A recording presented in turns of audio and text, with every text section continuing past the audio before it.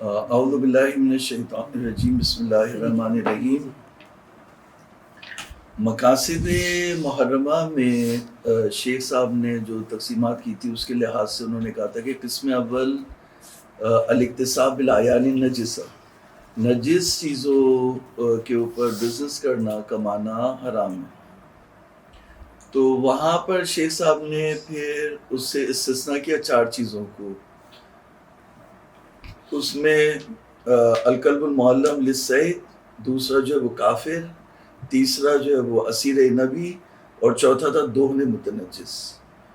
پھر دوہن متنجس میں بھی جو ہے وہ 4 بحثیں شیخ صاحب نے عنوان کی کہ جب اس دوہن کو بیچے تو اشتراط استصفاء کے ساتھ بیچے یا اس کے بغیر بیچے۔ دوسری بحث اس میں تھی کہ اعلان کرنا واجب ہے یا اعلان کرنا واجب نہیں ہے۔ تیسری بحث جو ہے وہ اس میں تھی کہ تیسری بحث جو ہے وہ استصفاء تحت السما کی شرط جو تھی کہ چھت کے نیچے جلا سکتے ہیں۔ اس نجس سے چراغ جو جلائیں گے تو چھت کے نیچے بھی جلا سکتے ہیں یا آسمان کے نیچے جلانا ضروری ہے، کیونکہ اصحاب نے کہا تھا کہ آسمان کے نیچے جلائے۔ چوتھی جو بحث تھی وہ اس میں تھی کہ اس نجس سیل سے چراغ جلانے کے علاوہ، استصفاء کے علاوہ کوئی دوسرا فائدہ بھی اٹھا سکتے ہیں یا دوسرا فائدہ نہیں اٹھا سکتے۔ جیسے اس کو صابن بنانے کے لیے استعمال میں لے کے آئیں، یا جس کو جرب کی اسکن کی بیماری ہے اس کے لیے کوئی مرہم اس سے تیار کریں، یا اس کو سفینوں میں، موٹرز میں، مشینری میں اس کو نجس سیل کو استعمال کریں۔ تو یہ کر سکتے ہیں یا نہیں کر سکتے؟ شیخ کی نظر یہ ہے کہ اصالت الجواز۔ اب شیخ نے اس میں یہ کہا کہ قدماء جو ہے وہ ہمارے مخالف ہیں اور جو متاخرین ہیں وہ موافق ہیں۔ تو آیات تھیں، آیات کا بھی جواب دیا، روایات تھی، روایات کا بھی جواب دیا، توف العقول کی حدیث ہے اس کا جواب دیا، اور اجماعات کا جواب دیا۔ تو شیخ نے کہا کہ اگر اجماع اتنے ہی طاقتور تھے تو متاخرین جو ہے وہ کیوں جواز کے قائل ہیں؟ تو اس کا مطلب یہ کہ اجماع کمزور ہو گیا۔ بعد میں شیخ نے ایک جملہ کہا کہ اگر بہت زور ماریں تو شاید، بہت تحقیق کریں تو شاید قدماء کا بھی یہی نظریہ تھا، اگرچہ ان جو ظاہر کلمات ہیں اس کے برخلاف ہیں، لیکن ان کا بھی یہی نظریہ تھا کہ یعنی بیچنا حرام ہے، لیکن اس سے مین چیز جو ہے وہ جیسے مردار کا کھانا، شراب کا پینا اور جوئے کا کھیلنا یہ حرام ہے، تمام باقی صفات حرام نہیں ہیں۔ ٹھیک ہے، ایک مرتبہ صلوات۔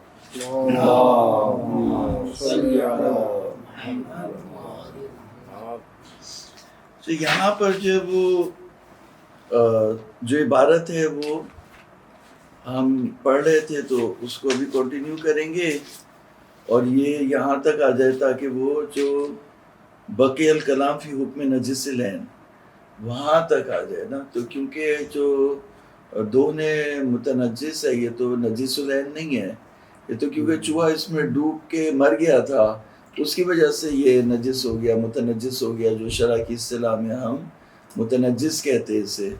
تو اس کے اوپر ابھی بحث چل رہی ہے، پھر آ جائے گی بقی الکلام فی حکم نجس العین، تو وہاں پر وہاں تک جو وہ آج کی بحث میں ہم گفتگو کریں گے۔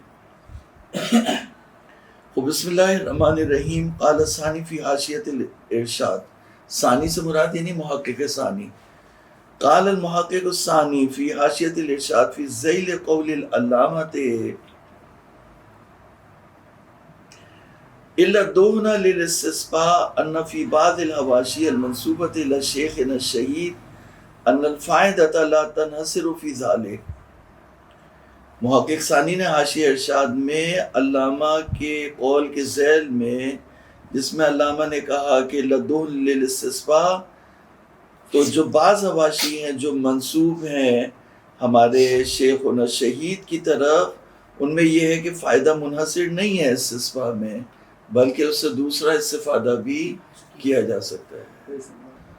تو انہوں نے یہ کہا کہ ان الفائدۃ لا تنحصر فی ذلک، فائدہ جو ہے وہ استسقاء میں محدود نہیں ہے، منحصر نہیں ہے۔ اسما فرض فائدۃ اخرى للدہن لا يتوقف علی طہارتہ، اس لیے کہ اگر کوئی دوسرا فائدہ دون کے لیے تصور کیا جائے تو وہ متوقف نہیں ہے اس کی طہارت کے اوپر. یعنی یہ نہیں ہے کہ پہلے اس تیل کو پاک کریں پھر اس کے بعد اس سے کوئی مرہم بنائیں جس سے جرب کی بیماری صحیح ہو جائے، یا اسے سفینوں میں استعمال کریں یا دوسری چیزوں میں یا صابن میں. یمکن بیع لہا کا اتخاذ الصابون منہ، ممکن ہے اسے بیچ سکتے ہیں جیسے صابن بنانے میں.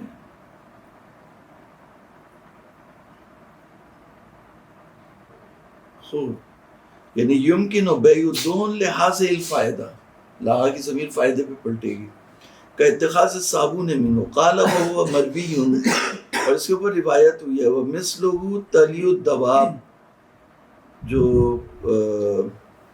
یعنی جانور ہیں ان کو کھلانے کے لیے ان کے چارے کے لیے بھی جو ہے وہ ہو سکتا ہے. اقول لا باس بالمسیر الی ما ذکرہ شیخنا وقد ذکر عن به روایہ.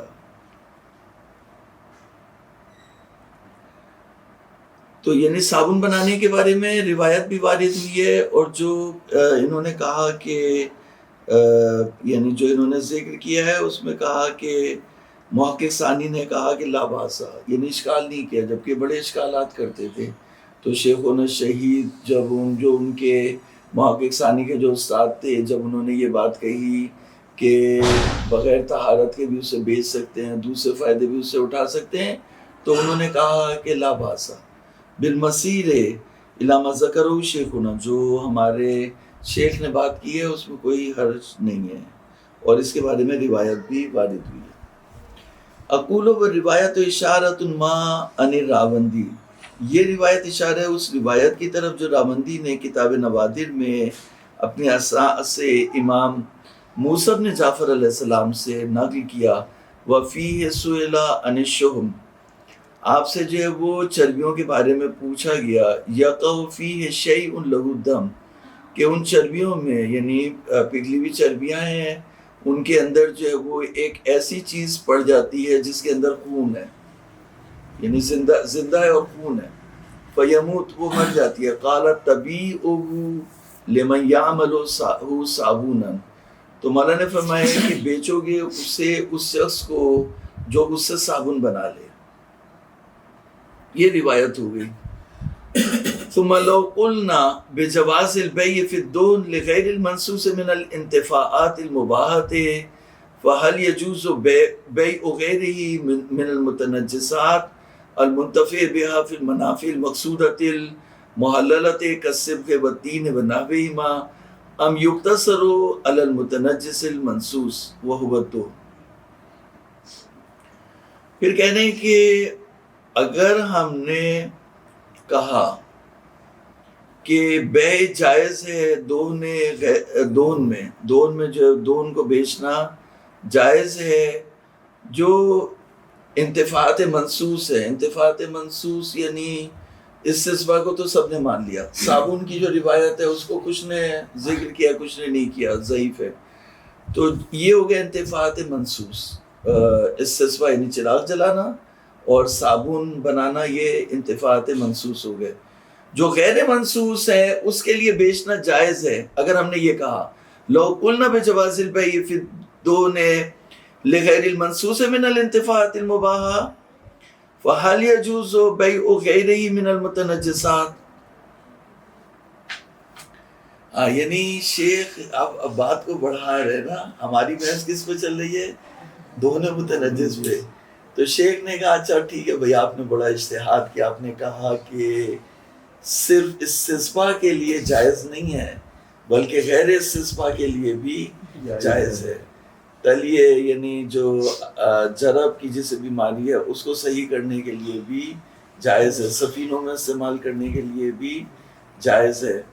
تو جب آپ اتنا اچھا اجتہاد کر رہے ہیں تو میں آپ سے یہ پوچھ سکتا ہوں کہ جو دوسری متنجس چیزیں ہیں کیا ان سے بھی ہم استفادہ کر سکتے ہیں؟ ایک دنیا میں صرف یہ دو میں متنجس تو نہیں رہ گیا، اور بھی چیزیں ہیں، تو ان سے بھی استفادہ کر سکتے ہیں یا نہیں کر سکتے، یہ کہہ رہے ہیں. ثم لو قلنا بجواز البيع في الدهن لغير المنصوص من الانتفاعات المباحة فهل يجوز بيع غيره من المتنجسات، جو دوسری متنجسات ہیں ان سے بھی استفادہ کرنا جائز ہے، المنتفع بها في المنافع المقصودة المحللہ، جن سے منافع محللہ مقصودہ میں استفادہ کیا جاتا ہے، جیسے رنگ ہے اگر نجس ہو جائے، مٹی ہے اگر نجس ہو جائے تو کیا اس سے استفادہ کریں گے؟ ام یقتصر علی المتنجس المنصوص، یا جو متنجس جس کے اوپر نص ہے یعنی دون، اسی کے اوپر اکتفا کریں گے۔ غایت الامر التعدی من حیث غایت البیع الى غیر الاستصباح اشکال من ظہور استثناء الدہن فی کلام المشہور فی عدم جواز بیع ما اداہ، یعنی کہہ رہے ہیں کہ اگر آپ بیع کو دون میں، اگر آپ، کیونکہ اصحاب کی جتنی بھی عبارات ہیں جو پہلے ہم نے پڑھی ہیں، آپ اس پہ پڑھیں گے، غور کریں گے، جتنے بھی اصحاب ہیں انہوں نے کہا کہ متنجس نجس سے فائدہ اٹھانا حرام ہے، اس کا بیچنا حرام ہے، الا الدہن للاستسقاء، تو انہوں نے استثناء کس کو کیا؟ استسقاء کو، یعنی دہن کو کیا، اور دہن میں استثناء کس کو کیا؟ استسقاء کو۔ تو غیر استسقاء کے لیے اگر آپ بیچے تو کلمات اصحاب اس کی گنجائش نہیں دیتے، یہ کہہ رہے۔ غایت الامر، غایت اب یہ کہ التعدی من حیث غایت البیع الی غیر الاستسقاء، اگر آپ بیع کریں نجس دون متنجس کا استسقاء کے علاوہ، چراغ جلانے کے علاوہ کسی اور کام کے لیے اسی دون متنجس کو استعمال کریں، اشکال تو اشکال لازم آئے گا کہ جو کلام مشہور ہے من ظہور اشکال من ظہور استثناء الدہن فی کلام المشہور، کلام مشہور میں دہن کے لیے جو استثناء آیا ہے وہ صرف استسقاء کے لیے آیا ہے، وہ بھی اس قید کے ساتھ، تحت السماء کی قید کے ساتھ آیا ہے، فی عدم جواز بیع ما ادا ہو، تو یعنی جائز نہیں ہے ما عدا الاستسقاء، استسقاء کے علاوہ کسی دوسری چیز میں اس کو استعمال کرنا جائز نہیں ہے۔ بل عرفت من المسالک نسبت عدم الفرق بین ما له منفعۃ محللہ و ما لیست له الی نص الاصحاب، بلکہ آپ نے جان لیا کہ فرق نہیں ہے، چاہے اس کے لیے منفعت محللہ ہو یا چاہے اس کے لیے منفعت محللہ نہ ہو، جہاں تک نص اصحاب کی بات ہے، شرع کی نہیں بات کر رہے، نص اصحاب کی بات کرنا ہے۔ ومما تقدم فی مسئلۃ جلد المیتۃ من ان الظاہر من کلمات جماعت من القدماء والمتاخرین کالشیخ فی الخلاف وابن زورہ والعلامہ وولدہ والفاضل المقداد والمحقق ثانی وغیرہم دوران المن عن بیع النجس مدار جواز الانتفاع به وعدمہ، کہہ رہے ہیں کہ جو مردار کی کھال میں، یعنی جو آپ بات گزری وہ یہ گزری کہ انہوں نے کہا جس چیز سے فائدہ اٹھانا حرام ہے اس کا بیچنا حرام ہے، لکھ لیں اس پہ۔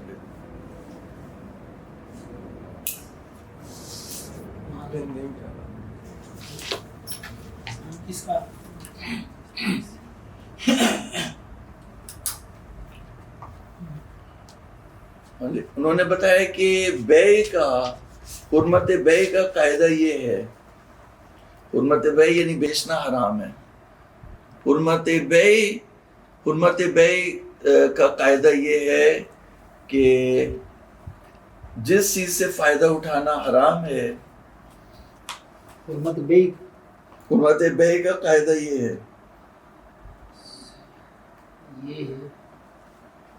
کہ جس چیز سے فائدہ اٹھانا حرام ہے،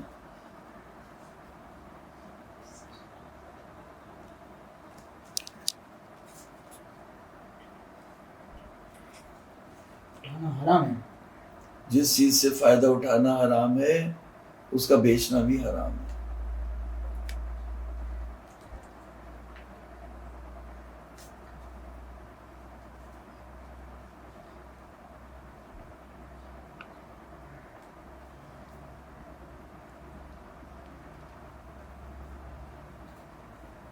اب آپ دیکھیں کہ اب آپ اس قاعدے کو اگر اپلائی کریں تو اگر کسی چیز سے فائدہ اٹھانا جائز ہو جائے تو اس کا بیچنا بھی کیا ہو جائے گا؟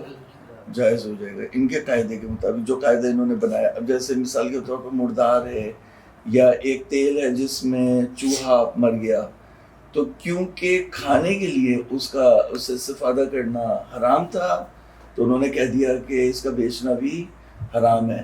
لیکن آپ اگر فرض کر لیجئے وہ سمندر کے کنارے جو سفینے بنے ہیں اس میں استعمال ہو رہا ہے تو وہاں تو فقہا نہیں کہیں گے نا کہ حرام ہے. کیوں؟ اس لیے کہ وہاں کھانے کے لیے استعمال نہیں ہو رہا بلکہ سفینے میں لگانے کے لیے، سفینہ بنانے کے لیے استعمال ہو رہا ہے. یا فرض کر لیے ڈیزل میں استعمال ہو رہا ہے، مشینری میں استعمال ہو رہا ہے، موٹر میں استعمال ہو رہا ہے تیل. تو وہاں جہاں بغیر کھانے کے لیے استعمال ہو رہا ہے تو وہاں پہ جو ہے وہ، تو جہاں بھی استفادہ جائز ہے وہاں پہ بیچنا جائز ہے، جہاں انتفاعات حرام ہے وہاں بیچنا بھی حرام ہے.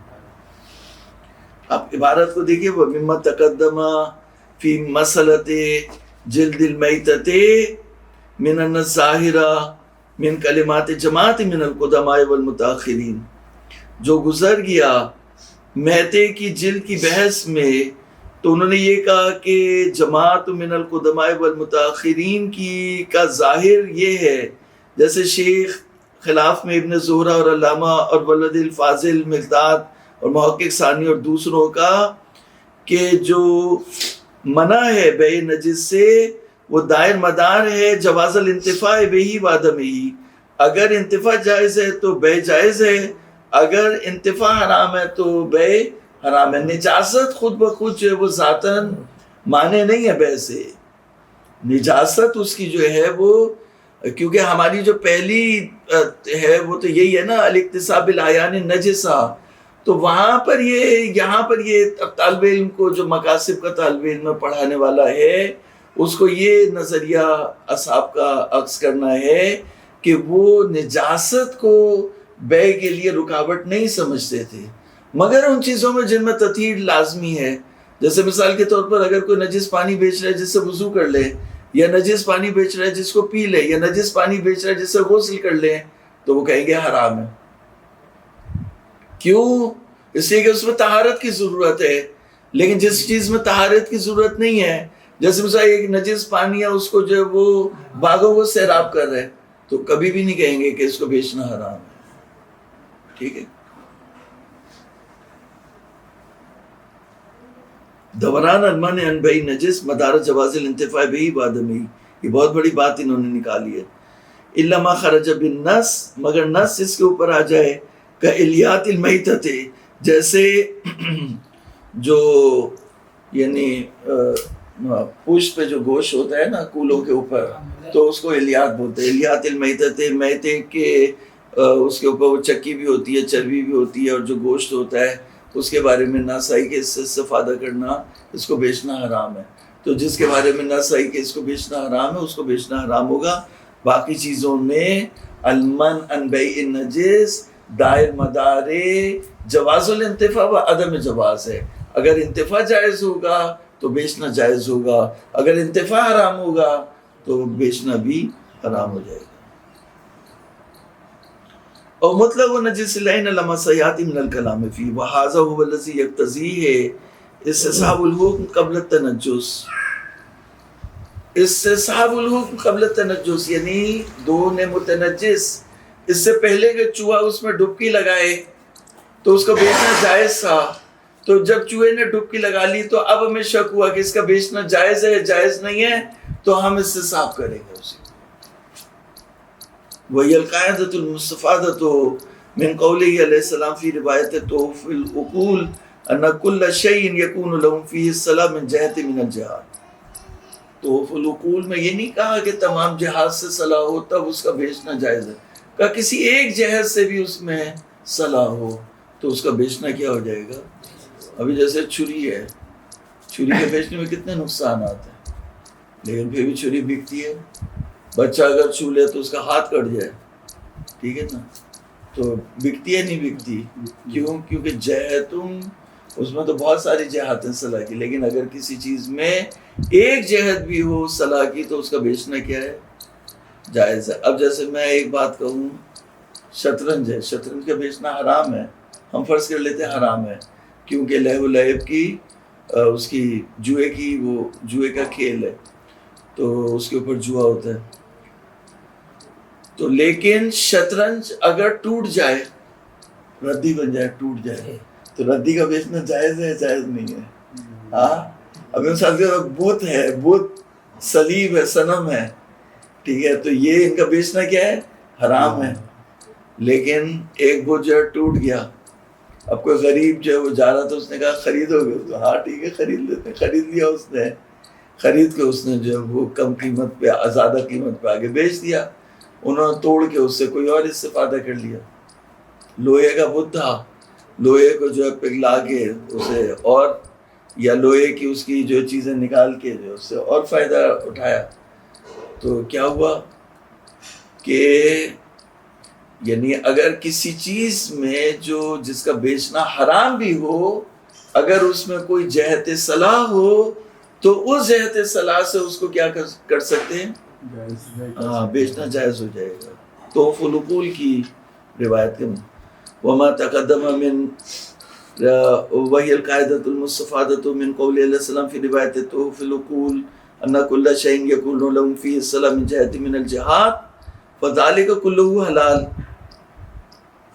وما تقدم من روایت دائم الاسلام من حل بیع کل ما لا یباح الانتفاع به، روایت دائم الاسلام میں جو گزر گیا کہ ہر اس چیز کا بیچنا جائز ہے جس کے انتفاع، جس سے فائدہ اٹھانا جائز ہے.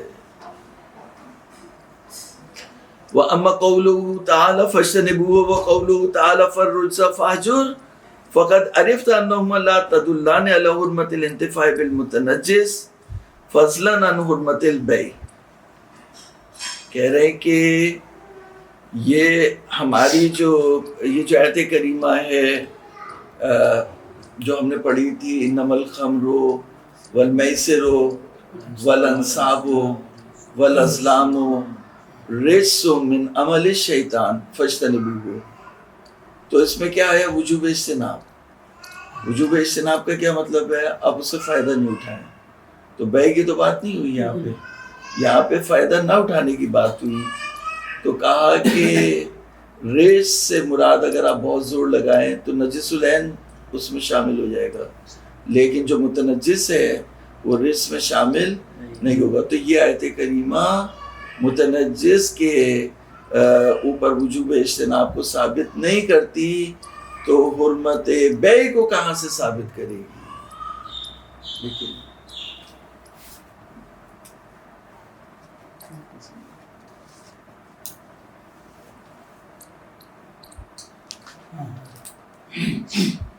انما الخمر، انما آیت کا ایک لفظ لکھ لیں اور 3 نقطے آگے لگا، انما الخمر والمیسر،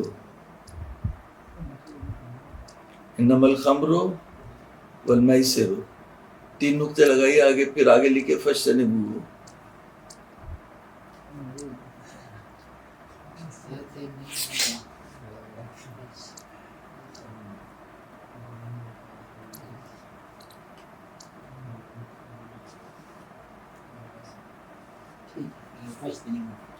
یہ آیت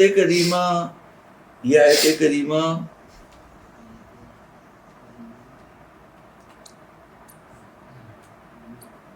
وجوب الاجتناب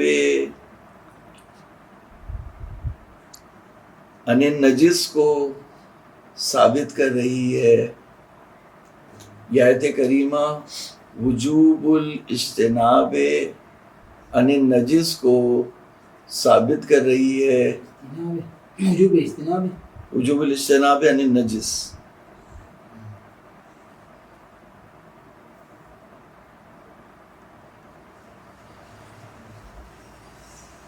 کو ثابت کر رہی ہے، متنجس کو شامل نہیں ہوتی.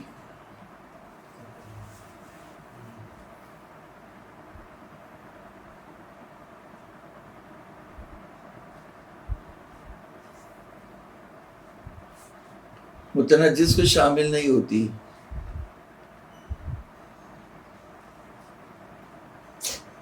تو جب متنجس کو شامل نہیں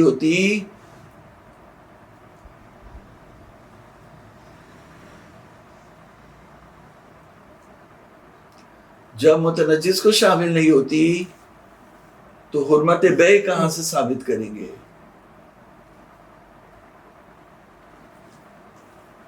جب متنجس کو شامل نہیں ہوتی تو حرمت بے آپ کہاں سے ثابت کریں گے؟ اعوذ باللہ من الشیطان الرجیم بسم اللہ الرحمن الرحیم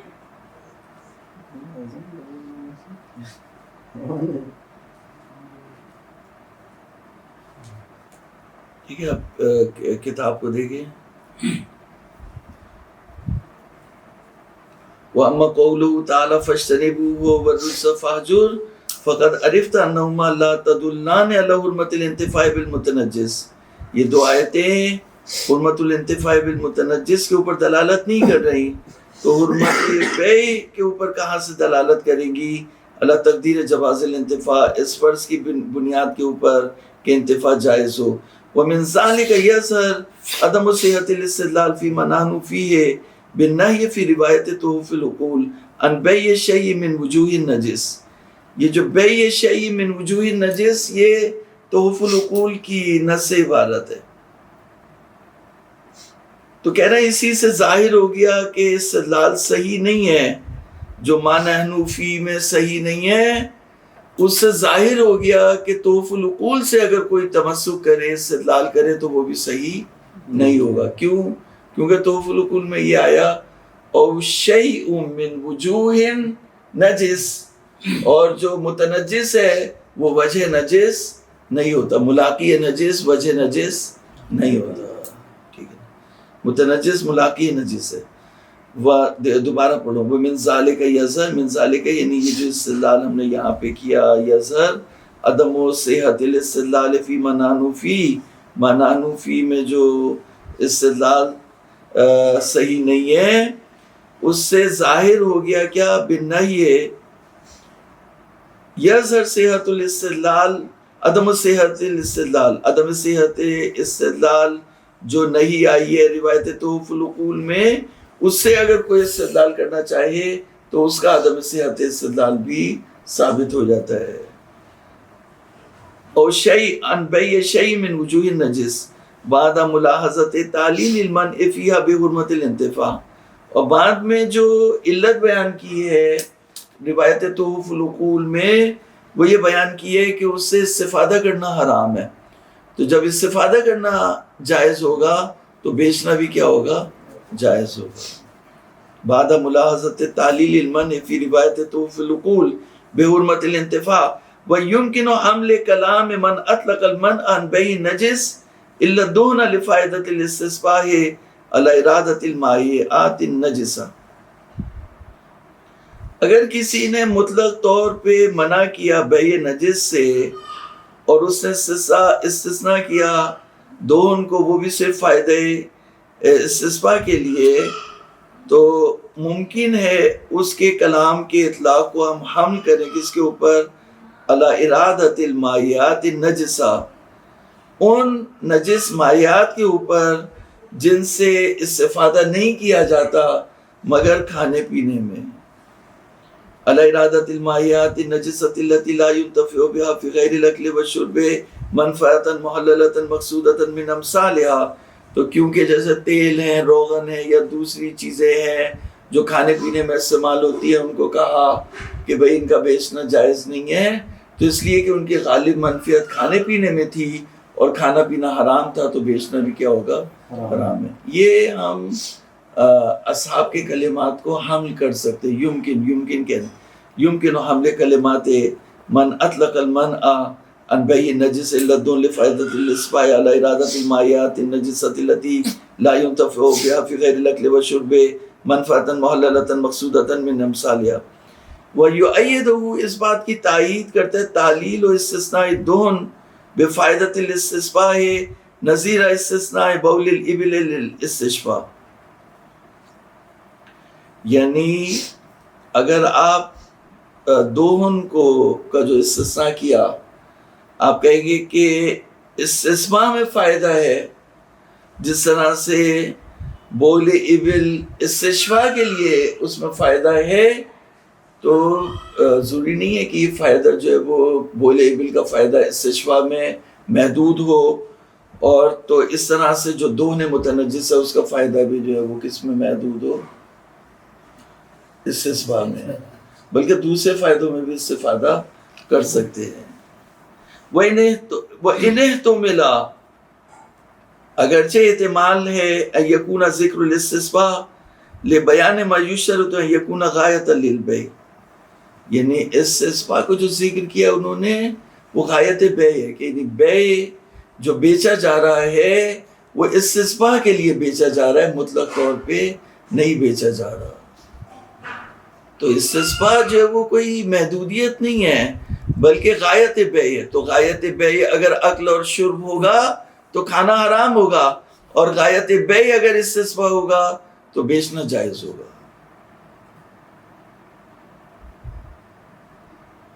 قال فی جامع المقاصد فی شرح قول العلامہ الا الدہن لتحقق فائدۃ الاستثناء به تحت السماع خاصۃ، قال وليس المراد بخاصۃ بیان حاصل فائدۃ فی الاستثناء کما هو الظاہر۔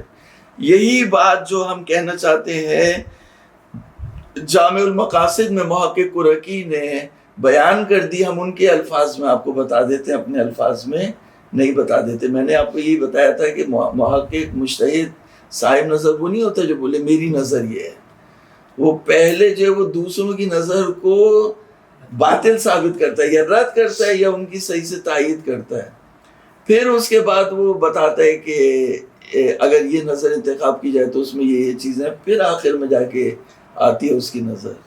تب یہ جو استفادہ کرنا چاہ رہے ہیں تو کہہ رہے ہیں کہ شاید آپ غلطی پہ ہوں تو شاید میں غلطی پہ ہوں، لیکن جو ہمیشہ دوسروں کی گردن پہ یہ زیادہ رکھتے تو کہہ رہے ہیں کہ وہ جو کاٹ دیجیے اس کو، تو جو اس کو اوپر کر دیجیے،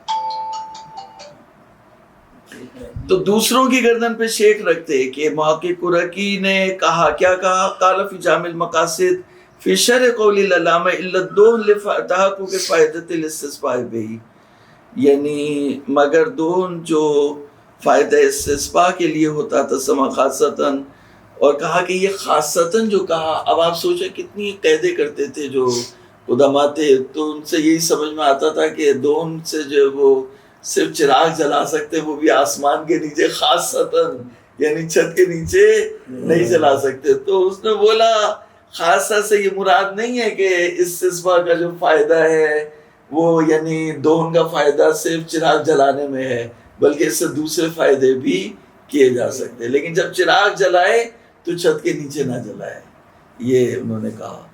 لیس المراد بخاصۃ بیان و حاصل فائدۃ فی الاستثناء، یعنی یہ اس کا یہ مقصد نہیں ہے کہ دہن کا فائدہ سے محدود ہے استثناء میں، بلکہ اس سے دوسرے فائدے بھی لیے جا سکتے ہیں۔ تو خاصتاً کس لیے؟ خاصتاً اس لیے کہ چھت نجس نہ ہو جائے۔ وہ چھت کی بڑی فکر تھی، جو پرانے لوگ تھے ان کو اس کی فکر تھی کہ کہیں چھت نہ نجس ہو جائے، کیونکہ چھت سے ٹپک کے کوئی چیز واپس آئے گی نماز میں تو پھر نماز خراب ہو جائے گی۔ ٹھیک۔ وقت ذکر شیخنا شہید فی حواشی ان فی روایت جواز اتخاذ الصابون من الدہن المتنجس وصرح ما ذلك بجواز الانتفاع به فيما يتصور من فوائده كتلي الدباب ان قیل ان العبارت تقتضی حصر الفائدۃ، عبارت جو وہ اقتضا کرتی ہے کہ فائدہ منحصر ہونا چاہیے، لأن الاستثناء فی سیاق النفی یفید الحصر، تو انہوں نے کہا کہ جائز نہیں ہے مگر استثناء کے لیے، تو یہ عبارت تو ظہور رکھتی ہے، نفی ہے، سیاق نفی میں اگر کوئی استثناء کیا جائے تو یفید الحصر۔ فإن المعنى في العبارة إلا الدهن النجس لهذه الفائدة قلنا لیس المراد ذلك لأن الفائدة الاستثناء، کہہ رہے فائدہ جو ہے وہ بیان کر رہا وجہ استثناء کو، إلا الدہن لتحقق فائدة الاستثناء وهذا لا يستلزم الحصر۔ اب یہ توجیہ کر رہے ہیں کلام کو، ورنہ کلام تو ظاہر ہے کس میں، وہاں پہ ظاہر ہے حصر میں۔ اب یہ توجیہ کر کے جو ہے وہ وَيَكْفِي فِي صِحَّةِ مِمَّا قُلْنَا لیکن شیخ کی بات یعنی صحیح ہے کہ یعنی وہ لوگ دوسرے فوائد کو بھی یعنی صحیح سمجھتے تھے. وہ استثناءات اس لیے کرتے تھے یا سختیاں کرتے تھے کہ کہیں کھانے پینے میں استعمال نہ ہو جائے. وہ یکفی فی صحت مما قلنا تطرق الاحتمال فی العبارۃ المقتضی لعدم الحاص. کہا کہ جو ہماری بات ہے اس کو صحیح کرنے کے لیے آپ عبارت میں جو ہے وہ احتمال لے آئے. اذا جاء الاحتمال بطل الاستدلال. تو یہ کر کر کے جو ہے وہ عبارت کا ان کی بیڑا غرق کر رہے ہیں شیخ صاحب. وہ کیف کان کا جس طرح سے بھی کہیں وہ اس کے قائل تھے یا نہیں تھے. قائل تو تھے. اب آپ توجیہ کر کر کے ان کی عبارت کا بیڑا غرق کر رہے ہیں. ورنہ انہوں نے کہا کہ لا یجوز بیع الدہن المتنجس بحال الا لفائدۃ الاستصفاء تحت السماء. تو اس سے تو وہ پورا جو ہے وہ حاصل لازم آتا. بھارت شیخ کہتے کیف کان جس طرح بھی ہو فالحکم بعموم کلمات ہؤلاء لکل مائن متنجس مثل الطین والجس المائن والسبک وشبہ ذالک محل تعامل. یعنی کہہ رہے ہیں کہ اس حکم کو سرایت دینا کہ بیچنا جائز نہیں ہے ہر مائع متنجس تک, جیسے مٹی ہے یا چونا ہے یا چونا جو نجس پانی میں ہو یعنی نجاست کے ساتھ ہو یا رنگ ہے اور اس سے ملتی جلتی چیزیں ہیں تو یہ محل تعامل ہے.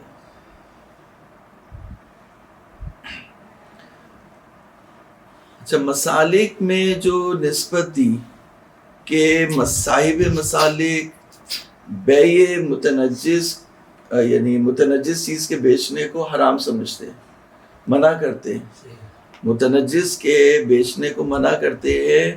اور انہوں نے کہا کہ فرق نہیں ہے اس میں کہ صلاحیت انتفاع رکھتا ہو یا نہ رکھتا ہو.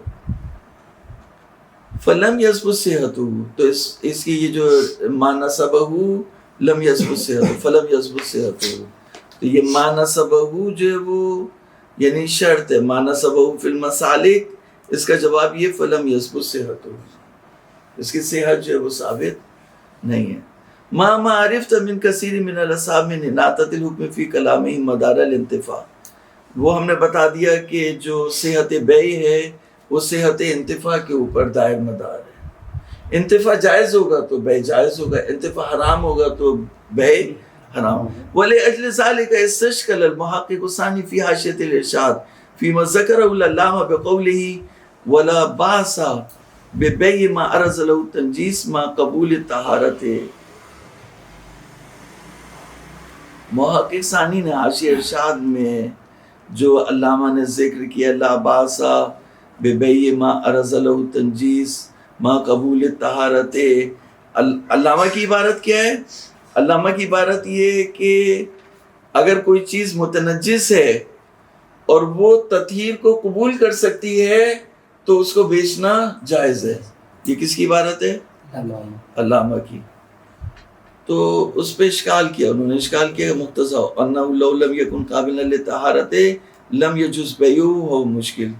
انہوں نے کہا حضرت علامہ آپ نے جو یہ فرمایا کہ اگر کوئی متنجس طہارت کو تطہیر کو قبول کر لے تو اس کا بیچنا جائز ہے, تو اس کا مطلب یہ ہوا کہ اگر تطہیر کو قبول نہ کرے تو اس کا بیچنا جائز نہیں ہے, اور یہ بات صحیح نہیں ہے. اگر تطہیر کو نہ بھی قبول کرے تو اس کا بیچنا جائز ہے. یہ یعنی محقق ثانی نے اشکال کیا علامہ کی عبارت کے اوپر. اذ الاسباغ المتنجسہ, تو اس لیے کہ اسباغ متنجسہ تطہیر کو قبول نہیں کرتے اور اصحاب یہ کہتے ہیں کہ ان کا بیچنا جائز ہے.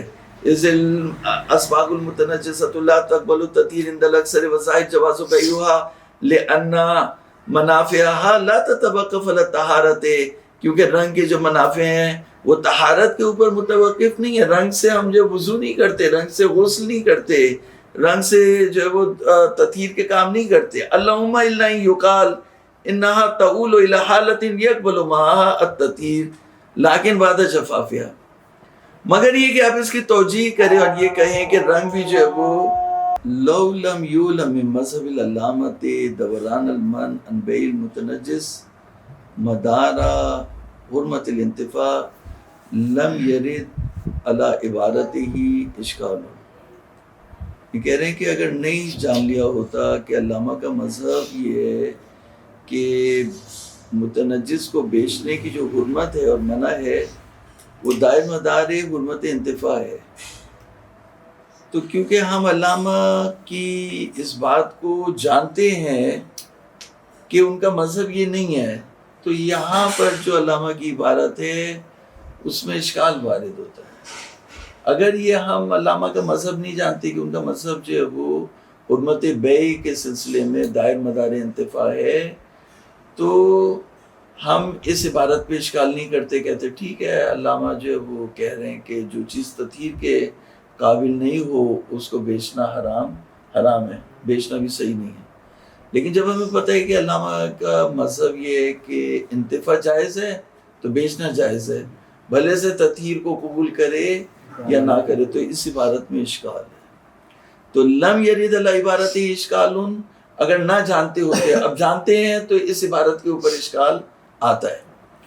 اچھا، لأن المفروض حينئذ التزامه بجواز الانتفاع بالاسباب مع عدم جواز بيعها الا يرجع الاشكال الى حكم العلامہ،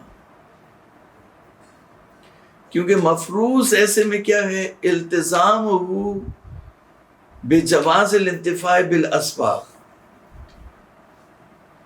یعنی ہم علامہ جو ہے وہ ملتزم ہے کس کے اوپر کہ جو رنگ ہے اس سے فائدہ اٹھانا جائز ہے، ما عدم جواز بیعہا الا یرجع الاشکال الی حکم العلامہ، مگر یہ کہ اشکال پلٹ جائے حکم علامہ کی طرح، وانہ مشکل علی مختار المحقق الثانی، اور یہ کہ مشکل ہے محقق ثانی کے مختار کے اوپر، لا الہ کلامی وان الحکم مشکل علی مذہب المتکلم، تو اور حکم جو ہے مشکل ہے مذہب متکلم کے اوپر، تو اس میں جو ہے وہ تھوڑی ایک دقت ہے، تو انشاءاللہ کل اس کو آنے والے لیسن میں اس کو بیان کریں گے۔ وصلی اللہ علی محمد وآلہ الطیبین الطاہرین۔